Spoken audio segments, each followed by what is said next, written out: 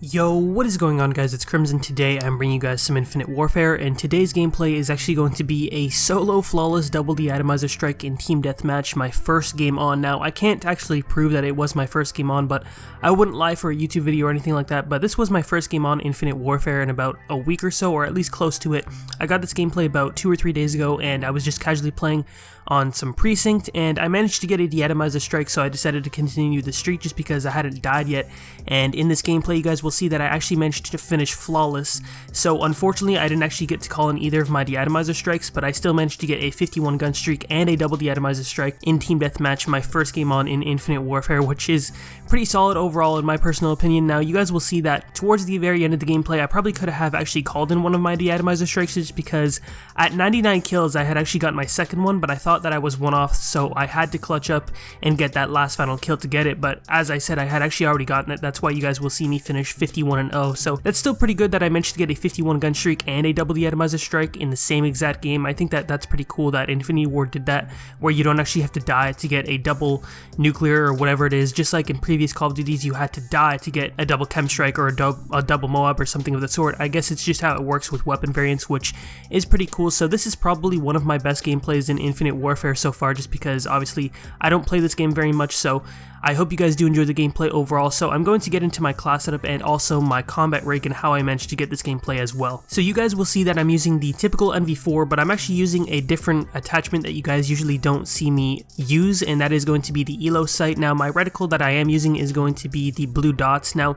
there is a better reticle in the game, but unfortunately you can only get it out of the quartermasters in a rare supply drop, or really any supply drop for that matter, but it is a rare item. So that is going to be the blue dot, which is of course pretty hard to get just because you need keys, and it's obviously a rare item as I said. But there is also another option, which is going to be the blue dots, as you guys can see, which is basically just as similar except it's slightly different, but it still helps a lot with accuracy. And I've never realized how much it truly does help with accuracy, just because for those of you guys who don't know, you actually lose a little bit of your aim assist when you're jumping up in the air, and if you're used to using the movement a lot, then that affects you quite a bit. So I feel like ELO sight helps out with that, especially on the NV4, just because the NV4's iron sights are pretty good, but I think that they could definitely be better, and that's why I like using the ELO sight. But you could also use the standard ELO sights reticle, which is just the default one, which I really like as well. So that one is very helpful as well if you don't really have anything else to use. But once again, just use the ELO sight just because it helps an absolute ton.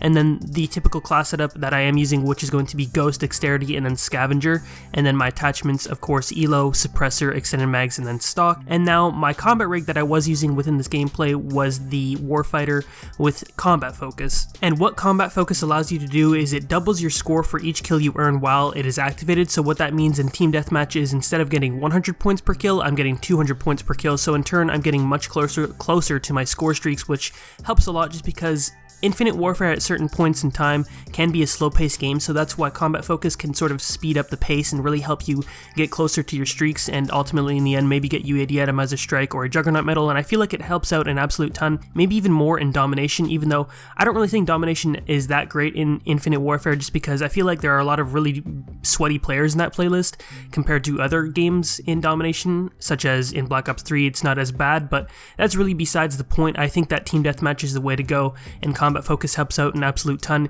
In Domination, I usually use Synaptic with Rewind just because it gets you out of sticky situations, but in team deathmatch, it's a little harder to earn your streaks, a little more difficult, so that's why I pop on the combat focus.